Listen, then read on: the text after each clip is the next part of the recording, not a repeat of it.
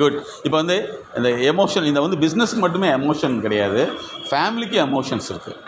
இந்த எப்படிலாம் எமோஷனை வந்து ஃபேமிலியிலேயும் நீங்கள் சந்தோஷமாக இருக்க முடியும், அதே மாதிரி பிஸ்னஸ் சந்தோஷமாக இருக்க முடியுங்கிறது வந்து எமோஷனை பற்றி மேடம் கொஞ்சம் ப்ரீஃபாக எக்ஸ்பிளைன் பண்ணுவாங்க. இப்போ ஒர்க் ப்ரெஷரும் உங்களுக்கு அதிகமாக இருக்கும். ஃபஸ்ட்டு ஸ்டார்ட் ஆகுறதே பார்த்திங்கன்னா உங்களுக்கு வீட்லேயே தான் இருக்கும். வீட்டிலேருந்து நீங்கள் கிளம்பி வர்றப்பவே ஒரு டென்ஷனோடு தான் இங்கே வர்றப்போ இங்கேயும் எமோஷனல் ஆகும், அங்கேயும் எமோஷனல் ஆகும். வந்தோடனே ஒய்ஃப் கூப்பிடலாம், இல்லை குழந்தைங்களுக்கு ஏதோ ஒரு பிரச்சனை இருக்குதுன்னு சொல்லலாம், இல்லை அது குழந்தைங்க ஸ்கூலில் விட்டுட்டு வர்றதா கூட இருக்கலாம். அப்படி வர்றப்போ உங்களோட கான்சன்ட்ரேஷன் இங்கே வராது. உங்கள் மைண்டு வந்தோடனே அவங்க என்ன ஆகுமோ என்ன நடந்துருக்குமோ அப்படிங்கிறது கூட அதிகமாக போயிட்டுருக்கும். இப்போ எஜுகேஷன் ஒரு குழந்தை 9th படிக்கிறது 10th படிக்கிறதுனா அது வந்து கூட்டிகிட்டு போய் விடுறதுல இருக்கலாம், கூட்டிகிட்டு வர்றதுல இருக்கலாம், வீட்டில் யாரும் பார்த்துக்கிறதுல இருக்கலாம். இந்த மாதிரி பிரச்சனைகள் இருக்கிறப்ப தான் உங்களுக்கு அதிகமாக எமோஷனல் ஆகும். இன்றைக்கி நாங்கள் பார்க்குற பாருங்கள், ஆஃபீஸில் வந்து உட்காந்து ஒரு மெயில் வந்து அவங்களுக்கு மூக்கில் ரத்தம் வந்துருக்கு. அந்தளவுக்கு எமோஷனலாக டிஸ்டர்ப் ஆகிடுறாங்க. பார்த்தா அவங்களுக்கு ஃபுட்டே சாப்பிட முடியல, ஹை பிபி ஆகிடுது. பார்த்தா குழந்தைங்கள பார்த்துக்க முடியல, ஒர்க் ப்ரெஷருன்றாங்க இதுன்றாங்க. அப்போ எங்கே அங்கே டிஸ்டர்பன்ஸ் ஆகுதுன்னா அந்த கம்யூனிகேஷன் அந்த உள்ளுக்குள்ளே போகிறதில்ல. இதுக்கு தான் நாங்கள் என்ன சொல்கிறோன்னா ABCDE இதே ஃபாலோ பண்ண சொல்லுவோம். ஏன்னு எடுத்துட்டிங்கன்னா உங்களோட அப்ரோச் தான். உங்களோட அப்ரோச்சு நீங்கள் எப்படி வெளிப்படுத்துகிறீங்க? இப்போ வீட்டில் எடுத்துட்டிங்கன்னா ஒரு சாப்பிட்ற கேட்கலாம், அவங்க 2 தடவை கேட்பாங்க, 3 தடவை கேட்பாங்க, பதிலே வரலைன்னா டென்ஷன் ஆகிடுவாங்க. உங்களுக்கு அதோட டென்ஷன் ஆகுது. ஏன்னா இங்கேருந்து ஒர்க்கு அங்கே போய் இங்கே என்ன இருக்குங்கிற மைண்டு உங்களுக்கு ஓடிட்டுருக்கு. பதில் வரலைங்கிறப்ப அங்கே ஆப்போசிட்டாக தான் நடக்கும். அப்போ அந்த எமோஷனல் தான் உங்கள் அப்ரோச் வந்து வேணும் வேண்டாம் அப்படிங்கிறது ஒரு இன்ஃபர்மேஷன் பாஸ் பண்ணணும். அதே மாதிரி நீங்கள் என்ன எதிர்பார்க்குறீங்க, உங்களுக்கு என்ன வேணுங்கிறத அவங்களும் புரிஞ்சுக்கணும், அவங்க என்ன எதிர்பார்க்குறாங்கங்கிறது நீங்களும் புரிஞ்சுக்கணும். இப்போ ஒரு குழந்தைகிட்ட வந்து ஒரு படிச்சுட்டு இருக்குது, டே இங்கே வா அப்படின்னு கூப்பிட்டிங்கன்னா அடுத்த நாள் அவங்களும் டேப்பா இங்கே வாங்க கூப்பிடலாம். ஏன்னா உங்களோட குழந்தைகள் தான் உங்களுடைய மிகப்பெரிய ஸ்கேனே, பேரண்ட்டு தான். நீங்கள் என்ன செய்கிறீங்களோ அதை அப்படியே செய்யும். அப்போ உங்களோட அப்ரோச்சை வந்து நீங்கள் எல்லா பக்கமுமே அதே மாதிரி தான் வெளிப்படுத்தணும். உங்களோட அப்ரோச் ரொம்ப முக்கியம்.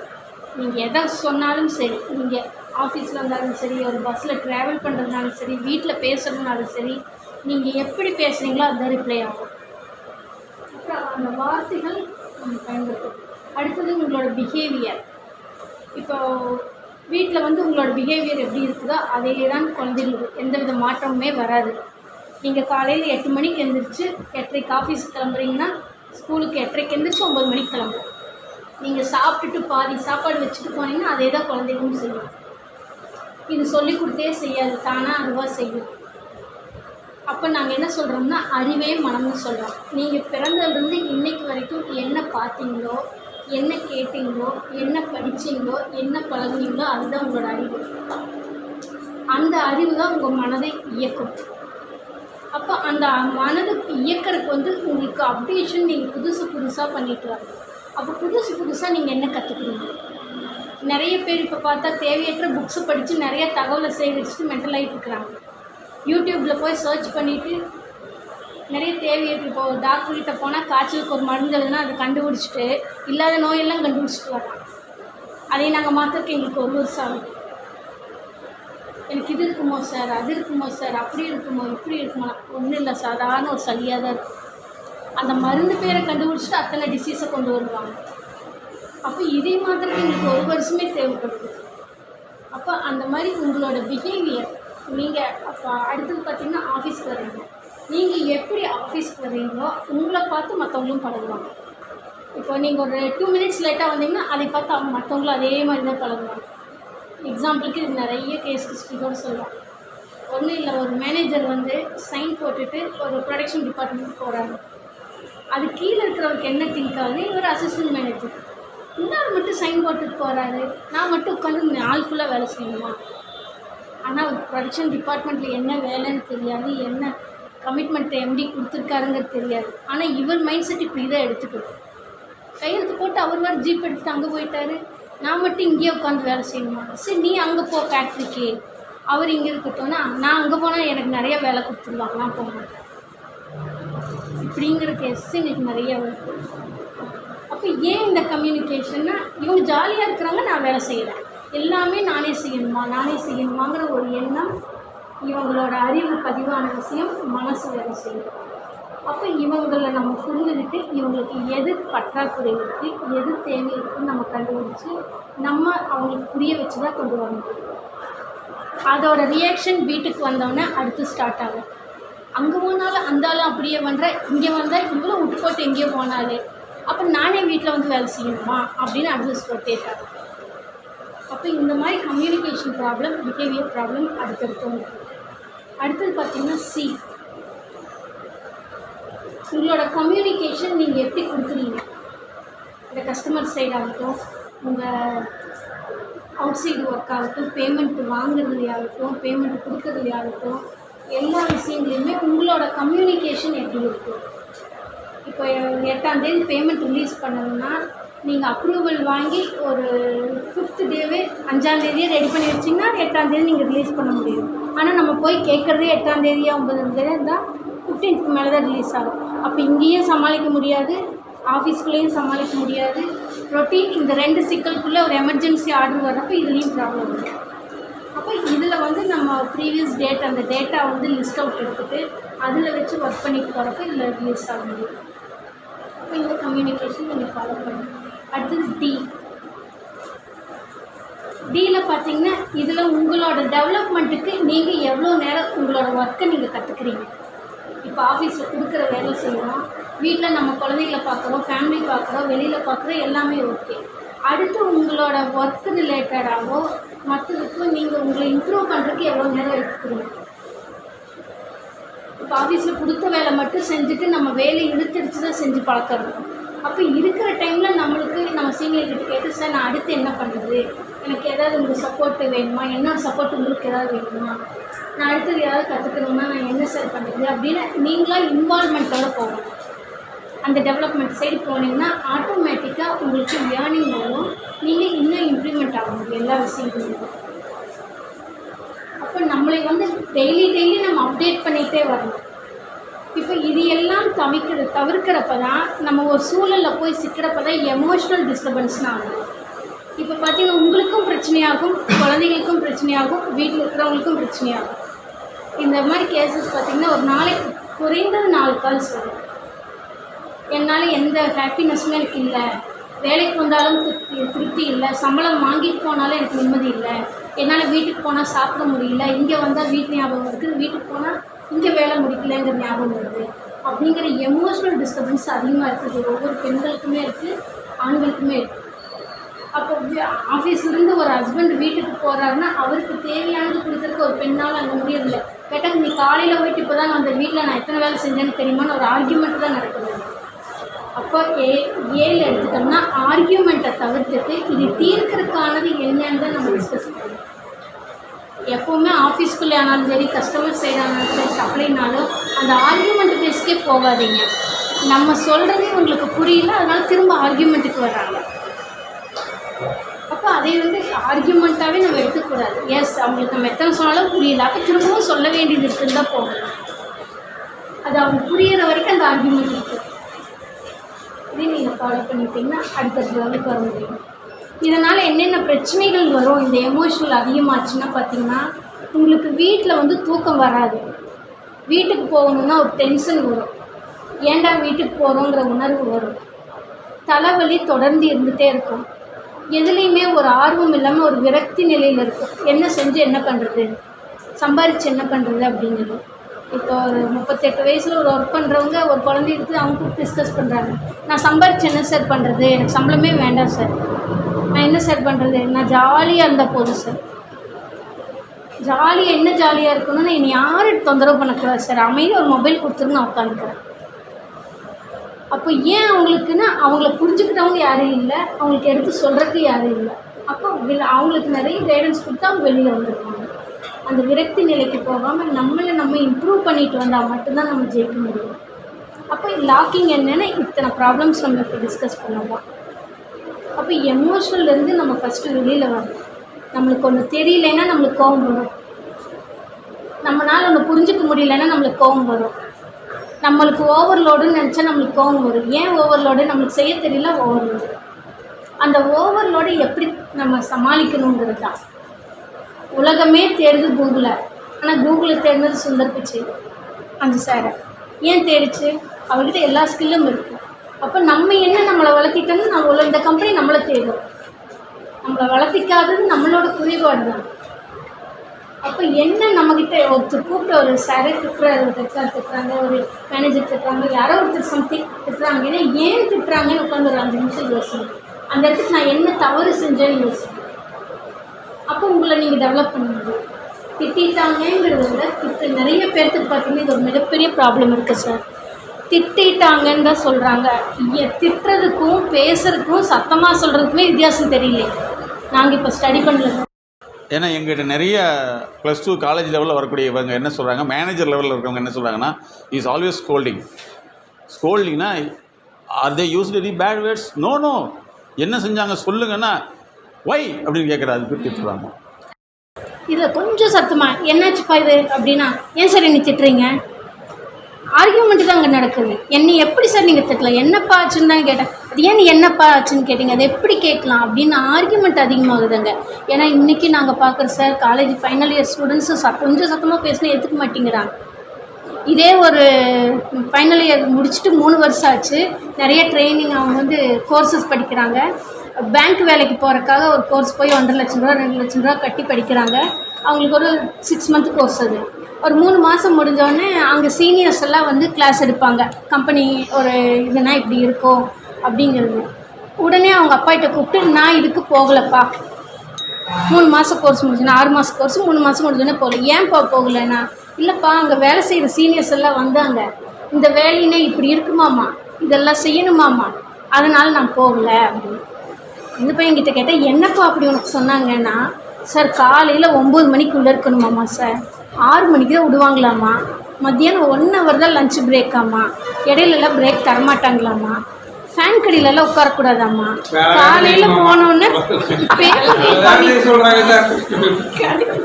பேப்பர் கொடுப்பாங்களாம்மா, அதை நான் ஃபில் பண்ணி எனக்கு கொடுத்த ஒர்க்கெல்லாம் கம்ப்ளீட் பண்ணி ஈவினிங் 1 ஹவர் உட்காந்து இதெல்லாம் முடிச்சு கொடுத்துட்டு போகணுமாம்மா சார், அதனால நான் வேலைக்கு போகலை சார் அப்படின்னா. சரி நீ எப்படிப்பா நினச்சேன்னா, சார் பேங்க் வேலைன்னா ஃபேன் கடியில் உட்காந்துட்டு வர்றவங்களுக்கு பணத்தை கொடுத்துட்டு கையெழுத்து போட்டு வச்சா முடிஞ்சதுன்னு நினச்சேன் சார். இவங்க இத்தனை வேலை சொன்னாங்கன்னு தெரிஞ்சிருந்தால் நான் 2 லட்சம் கட்டி போயிருக்க மாட்டேன் சார். இதெல்லாம் கேட்குறதுக்கு ஆச்சரியமாக இருக்குது. இதில் ஒரு பெரிய விஷயம் என்ன தெரியுமா, தம்பி உனக்கு வேறு என்ன மாதிரி வேலைன்னா, இல்லை சார் எனக்கு 1 லட்ச ரூபா சம்பளத்தில் வேலை கொடுத்தீங்கன்னா போதும் சார். நீ எத்தனை லட்சம் சம்பாதிக்க கூடி பண்ணுறது சார், நீ வேலைக்கு தான் நான் வர சொன்னீங்க, நான் சம்பாரிச்சு கொடுன்னு சொல்லவே இல்லை. இதுக்கும் இந்த பையனுடைய அப்பா வந்து ஒரு மிகப்பெரிய அதிகாரி. பையனை எப்படி செல்லமாக வளர்த்திருக்காருன்னு பாருங்களேன். இது என்ன பண்ண முடியும்? இதுக்கு நான் சொல்லிட்டேன் சார், இவனுக்கு 3 வருஷம் ட்ரீட்மெண்ட் வேணும், பையனை ரொம்ப தெளிவாக இருக்கேன் அப்படின்னு சொல்லியிருக்கேன்.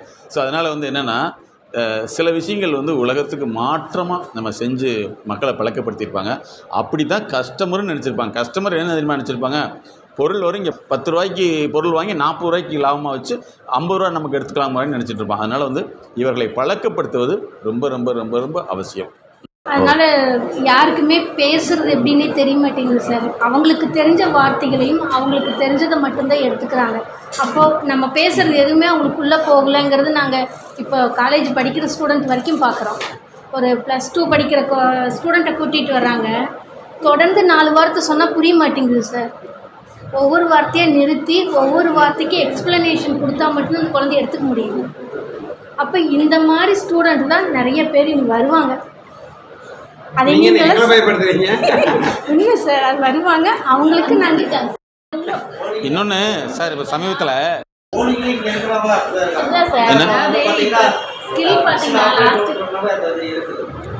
இன்னொரு முக்கியமான இல்லை சார், இதே ஐடி கம்பெனி பார்த்தீங்கன்னா ஒரு ப்ராஜெக்ட் கொடுக்குறாங்கன்னா அவங்களுக்கு வந்து PDF அனுப்பிச்சிடுவாங்க.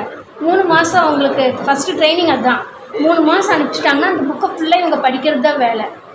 ஒர்க்கு கொடுத்துருவாங்க. நீங்கள் யார்கிட்டையும் எந்த டவுட்டும் கேட்க முடியாது, மெயிலில் ஒன்று அனுப்பிச்சு ஒன்றுமே கேட்க முடியாது. நீங்கள் படித்ததை வச்சு தான் வேலை செய்ய முடியும். அந்த ஸ்கில் இருந்தால் தான் அதுக்குள்ளே போக முடியும். பேக் அண்ட் ஒர்க்குன்னு இதுதான் ஒர்க் கொடுக்குறாங்க. இப்போ நிறைய பேர் பார்த்திங்கன்னா நிறைய வேலைக்கு போயிட்டு முடியாமல் திரும்பி வந்துடுறாங்க. இல்லை 1 மாதம் செஞ்சுட்டு போகிறாங்கன்னு இவங்கனால இதுக்குள்ளே அடாப்ட் ஆக முடியல. அப்போ இவங்களை வந்து நம்மளுக்கு தேவையான மாதிரி நம்ம வடிவமைக்க முடியும். ஒன்றுமே தெரியாமல் சிலையாட்டு தான் வருவான், நம்ம தேனுங்கிற மாதிரி நம்ம சிலை வடிச்சுக்கலாம்.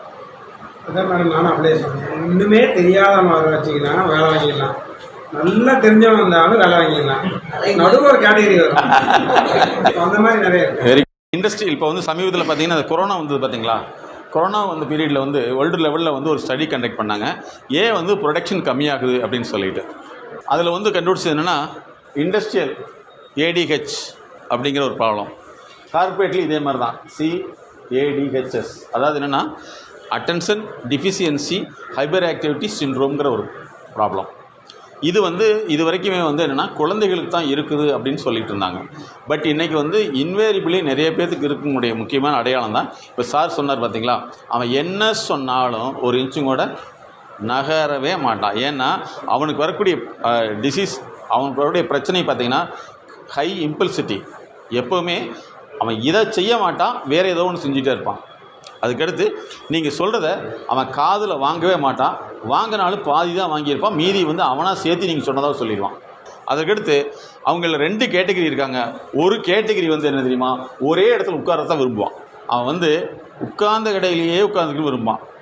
இது வந்து ஹைப்போகினஸ்தட்டிக். இன்னொரு டைப் இருக்கான் ஹைப்பர் கினஸ்தட்டிக். அவன் என்ன செய்வான்னா உட்காரவே மாட்டான், அங்கிட்டு இங்கிட்டு துருன்னு போவான், அங்கே போய் பார்த்து துரு இங்கே வந்துடுவான். இன்றைக்கி வராங்க சார் நிறைய பேர், என்னால் ஆஃபீஸில் காமன் நேரத்துக்கு மேலே ஒரு இடத்துல இருக்க முடியாதுன்றாங்க. ஒன்றா தம் அடிக்கிறதுக்கு போகணும், இல்லைன்னா டீ குடிக்க போகணும். அதிகபட்சம் காமன் நேரம் தான் என்னால் அந்த இடத்துல இருக்க முடியுன்றாங்க. ஆமாம், அங்கே செய்ய மாட்டான். ஏன்னா இங்கே அங்கே போனால் சம்பளம் கிடைக்காதுல்ல. அப்படியே அப்போ இந்த 2 பேர்த்தை எப்படி டீல் பண்ணணும்னா, நீங்கள் ஒரே விஷயம் வந்து மொத்தமாக டோட்டல் ஒர்க் கொடுத்தீங்கன்னா வேலை செய்ய மாட்டான். ஒவ்வொரு வேலையாக ஒன்றா எப்படி தெரியுமா, இதை போய் அங்கே போய் வச்சுட்டு வந்துட்டு எங்கிட்ட சொல்லு அப்படின்றணும். போய் வச்சுட்டு வந்துட்டு சார் வச்சுட்டோம்மா, இப்போ போய் அதை எடுத்துட்டு பார்த்துன்னு சொல்லணும். நீங்கள் வச்சுட்டு போய் எடுத்துட்டு வான்னா அங்கே வச்சு இங்கே வச்சுட்டு இருப்பேன். சொல்லிகிட்டே இருக்கணும் ஒரு ஆள் வேலை இல்லை, இது வந்து இந்த இண்டஸ்ட்ரியலில் வந்து இன்றைக்கி அதிகமாக இருந்துகிட்டு இருக்கிற ப்ராப்ளம் வந்து நீங்கள் அவர் எக்ஸ்பீரியன்ஸு இந்த மாதிரி பார்த்துருக்கீங்களா? ஏதோ ஒரு எக்ஸாம்பிள் சொல்லுங்கள். நிறைய பேர்த்துக்கு ஒரு அப்ளிகேஷன் கொடுத்தோம் சார், நேம் மட்டும்தான் எழுத தெரியுது, ஏஜ் போட தெரியல, எந்த ஊரை போட தெரியல, அவங்க ஃபோன் நம்பரே எழுத தெரிய மாட்டேங்குது சார். குவாலிட்டி ரிலவெண்ட்டாக அந்த பையனுக்கு ஒரு செக்ரிகேஷன் ஒர்க், ஒரு 1000 பீஸ் இருக்குது, அதில் செக்ரிகேஷன் பண்ணணும் தம்பி, நீ டைமென்ஷன் வச்சு இப்படி வெர்னியர் வச்சு இப்படி பிரிக்கணும்னு நான் சொல்கிறேன். அப்போ அவனுக்கு வந்து டாலரன்ஸ், இதுலேருந்து இது பார்க்கணும், டாலரன்ஸ்னால் என்ன அப்படின்னு எக்ஸ்பிளைன் பண்ணேன். அவனுக்கு நான் சொல்கிறது ப்ராக்டிக்கலாக ஒரு வெர்னியரை வச்சு இப்படி பண்ணி காமிச்சு அவனுக்கு புரியல. சரி நடத்து ஒரு 10 ரூபா தள்ளி கையில் இருக்குப்போ, இதுக்கு டிப்ளமோ முடிச்சுட்டு வந்த பையன் 10 ரூபா இருக்குது, நீ ஒரு கடைக்கு போகிற 50 பைசாவுக்கு ஒரு சாக்லேட் வாங்கிக்கிறேன், பேலன்ஸ் உங்கள்கிட்ட எவ்வளவு இருக்குது? 50 பைசா இப்போ வந்து நீ சாக்லேட் வாங்கிட்டேன், பேலன்ஸ் எவ்வளவு? இப்போ கடைக்காரர் இல்லை தம்பி உனக்கு ஒரு 50 பைசா எக்ஸ்ட்ரா சேர்த்து கொடுத்துட்றாங்க, அப்போ உங்கள் கையில் எவ்வளோ இருக்கும் அப்படின்னா சாயந்தரம் வரைக்கும் அவன் எனக்கு கேன்சல் சொல்லலை. Very good. அப்புறம் நான் சரி அதுதான் தெரியல, 1 ரூபாய்க்கு கணக்கு கேட்டேன், 10 பைசா எடுத்து இது மாதிரி பண்ணால் என்னன்னா அவன் அவனுக்கு அது என்னங்கிறதே புரிஞ்சிக்கவே முடியல. கடைசி வரைக்கும் என்னால் புரிய வைக்க முடியல. எனக்கு புரிய வைக்கிற கம்யூனிகேஷன் இல்லைன்ட்டு நான் வேற ஒருத்தர் விட்டேன், இந்த பையனுக்கு இது கொஞ்சம் சொல்லிக் கொடுமா அப்படின்னு. அந்த தம்பியும் சொல்லி கொடுத்துட்டு எனக்கு மறந்துட மாட்டாருக்கு, நீங்களே கூப்பிட்டு போய் சொல்லி கொடுத்துருங்கன்னு கொண்டு வந்துட்டு. ஏன்னா அந்த அளவுக்கு பசங்க வந்து படிச்சுட்டு வந்துருக்குறாங்க. இதுக்கு என்ன படிக்கிறோம், எதுக்கு படிக்கிறோம், அதனால என்ன நம்மளுக்கு யூஸு அப்படிங்கிறது ஒன்று தெரியாமே படிக்கிறாங்க. இல்லை சார், இதில் வந்து என்னென்னா முக்கியமான விஷயம், இது பசங்களுடைய தவறுகளை விட நிறைய பேரண்ட்ஸ் இருக்காங்க இன்றைக்கி பணத்தை கொடுத்து பாஸ் பண்ணிவிட்டு உங்கள்கிட்ட கொண்டு வந்து விட்டுறாங்க. அதுதான் நடக்குது. அதனால் வந்து இப்போ நீங்கள் சொல்கிறீங்க பார்த்தீங்களா, டைகால்குலியான்னு ஒரு டிசார்டர் வந்துருச்சுன்னா அவனுக்கு என்ன தான் சொன்னாலும் அவன் கணக்கு மட்டும் அவனுக்கு வரவே வராது. டைகால்குலியா. டைகிராஃபியான்னு ஒரு டிசார்டர் வந்துருச்சுன்னா அவனை வந்து எழுத சொன்னீங்கன்னா அழுதுருவான். சமீபத்தில் வந்து ஒரு மிகப்பெரிய நிறுவனத்தில் ஒரு பையன் வேலைக்கு போய் சேர்றான், ஒரு 5000 ரூபா சம்பளம். அவங்க உடனே வந்து இந்த மாதிரி ஒரு ட்ரைனிங் ப்ரோக்ராம் வச்சுட்டு நான் ஒரு அசைன்மெண்ட் கொடுக்குறாங்க, நாளைக்கு இதை எழுதிட்டு வான்னு சொன்னால் அங்கேருந்து வீட்டில் போய் ஏன்னு அழுதுருக்கான். அவங்க அப்பா வட்டி ஏன்டா அழுதுன்னு எழுத சொல்கிறாங்கன்னு இருக்கேன். உன்னை எழுத சொல்கிற கம்பெனியில் நீ வேலை செய்ய மாட்டா, வேண்டாம் விட்டு விடான்னு சொல்லி விட்டுட்டான். அவனுக்கு போன மாதம் கல்யாணம். ஒரு மெயில் வருது, அது வந்து மேனேஜர் சொல்கிறாரு, இந்த மெயில் வந்து இந்த கம்பெனிலேருந்து வந்துச்சுன்னா எனக்கு ஃபார்வேர்டு பண்ணுன்னு சொல்லிட்டு போகிறாரு. அந்த பொண்ணுக்கு அது புரியல. அப்புறம் மேனேஜர் 2 நாள் பார்த்துட்டு டெய்லி ஃபாலோ பண்ணார், வந்துச்சாமான்னு. இல்லை சாருங்கிறார். இவர் வெளியூரில் இருக்கிறாரு. அப்புறம் திருப்பின்னு கேட்குறாரு. சரி இன்னொரு பொண்ணை கூப்பிட்டுமா இந்த மாதிரி சொல்லியிருக்கேன், என்னென்னு பார்த்து சொல்லுன்னா சார் என்ன சொன்னார்னா, இந்த கம்பெனிலேருந்து மெயில் வரும் அனுப்ப சொன்னார். வந்துச்சா? வரல. இந்த பொண்ணு போய் அதை விலைக்கு சொல்லுன்னு சொல்கிறாரு. இந்த பொண்ணுக்கு விலைக்கு சொல்கிறதுக்கு எல்கேஜிக்கு சொல்கிறது, குழந்தைக்கு சொல்கிற மாதிரி சொல்ல வேண்டியதாக இருக்குது. அப்போ தான் அந்த குழந்தைக்கு ஓ இதுதான் சார் சொன்னாரா அப்படின்னு இதுக்கு 2 நாள் ஆயிருக்கு இது கிளியர் பண்ணுறது. அதனால தான் நீங்கள் என்ன செய்யுங்கன்னா சார், நம்மக்கிட்ட கீழே ஒர்க் பண்ணுறவங்க வந்து இந்த மாதிரியான சிம்டம் நீங்கள் பார்த்தீங்கன்னா, நீங்கள் வந்து அவங்கள வந்து சொல்கிற விஷயம் வந்து சுத்தமாக அவங்களுக்கு புரியாது. முடிஞ்சளவு ஸ்ப்ளிட் பண்ணி சொல்லி பாருங்கள். அப்போ தான் அந்த வேலை நடக்கும். இல்லைன்னா நீங்கள் சொல்லாத வேலையை அவன் செஞ்சு போட்டு நீங்கள் தான் சொன்னோன்னு சொல்லிக்கலாம். அது நடந்திருக்குதா? நடந்திருக்கா? நடந்துக்கிட்டே இருக்குது. ஒன்று சொல்லுங்கள், ஒரு எக்ஸாம்பிள் சொல்லுங்கள். ஆ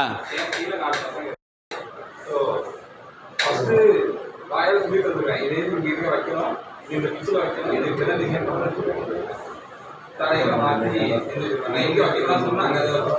அப்புறம் பேப்பர் எடுத்து இது பேர் இது இங்கே தான் இருக்கணும், இதை நகர்த்தக்கூடாது, எப்பயுமே இதை நகர்த்தக்கூடாது அப்படின்னு சொன்னாலும் அடுத்த டிசைன் பண்ணும்போது நகர்த்துறேன். நீ அதுக்கு தான் நகர்த்தக்கூடாது சொன்னீங்க, நான் இந்த டிசைனில் நகர்த்தி வச்சுக்கலாம்ல.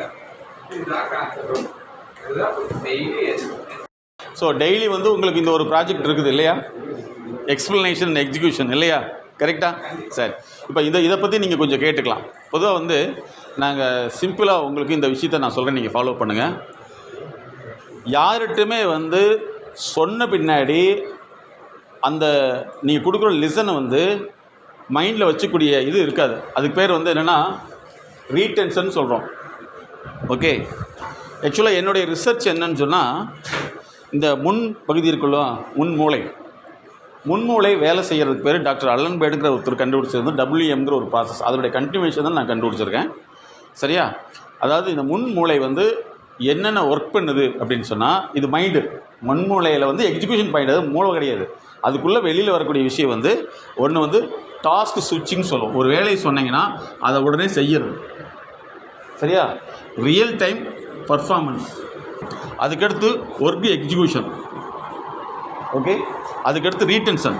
இதெல்லாம் உங்களுக்கு வந்து ஃபெயிலியராக இருக்கும். நீங்கள் வந்து வேறு வழி இல்லை, நம்ம கூட இந்த மாதிரி மனிதர்கள் கூட தான் வாழ வேண்டியது இருக்குது. அதையும் நீங்கள் புரிஞ்சுக்கணும். எல்லாமே வந்து பார்த்திங்கன்னா எக்ஸாமினேஷன் எப்படி நடக்குது? இவ்வளோ பெரிய சிலபஸை 8 கொஷின் 10 கொஷின் பதில் கொடுத்துட்டா இந்த சிலபஸ் படித்ததாக அவனுக்கு என்ன செஞ்சிடறாங்க? சர்டிஃபிகேட் கொடுத்துட்றாங்க. இன்டர்வியூவில் 4 கேள்வியை கேட்டால், அது இன்றைக்கி பிளேஸ்மெண்ட்டுன்னு வந்தது இல்லைங்களா? பிளேஸ்மெண்ட் ட்ரைனிங்கிறது ஒரு பெரிய கொடுமையான விஷயம். 4 கேள்வி கேட்டால் நீ இப்படி பதில் சொல்லி கொடுத்து தான் பிளேஸ்மெண்ட். அப்படி தானே? அதை சொல்லிவிட்டு இங்கே வந்துடுவான். நீங்கள் பார்த்தீங்கன்னா ஆஹா ஊகுன்னு மனப்பாடம் பண்ணி சொல்லான்னு உங்களுக்கு தெரியாது. அப்போ ரியல் வரையில் வந்து அவனால் எந்த விஷயத்தையுமே சொல்ல முடியாது. அப்போ நீங்கள் என்ன செய்யணும்னு சொன்னால், அவனை வந்து 2-3 தடவைக்கு மேலே வந்து சொல்லி என்ன செய்வேன்னு பார்க்க வச்சிடணும். அது நீங்கள் வந்து டிப்ளமோ மட்டும் இல்லாமல் BA அதை விட மோசம், ME சூப்பர் மோசம். அதிர்ச்சியான செய்தி என்னென்னா, ஒரு மேத்தமெட்டிக்கல் டாக்டரேட் பண்ணவங்க PhD பண்ணவங்களை கூப்பிட்டு இன்டர்வியூவில் கேட்குறாங்க, வருஷத்துக்கு எத்தனை நாள்னு சொல்லிவிட்டு.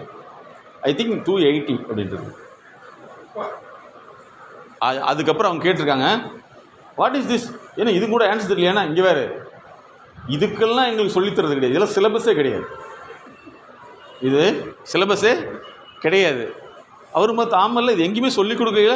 எஸ், பரவாயில்ல, நீங்கள் போங்க. எந்த அளவுக்கு இருக்குதுன்னு பாருங்களேன். நீங்கள் வந்து அப்படிலாம் நீங்கள் வந்து படிப்பை வந்து நம்ம ஜென்ரேஷனோடு நீங்கள் வந்து முடிஞ்சு போச்சு. இனிமேல் வரக்கூடியவங்க எல்லாமே வந்து அவன் நிறைய படிச்சிருப்பான், ஆனால் ஒன்றுமே தெரியாது. அவனுக்கு ஒன்றே தெரியும், மொபைலை கொடுத்தீங்கன்னா அப்படியே உட்காந்துக்குவான். ஸோ அதுதான் நிறைய நடக்க போகுது. அதனால் வந்து நம்ம இதுக்காக நம்ம தயாராக வேண்டியது இருக்குது. அவனை தயார்படுத்த வேண்டிய அவசியமே இல்லை. How to work with peoples.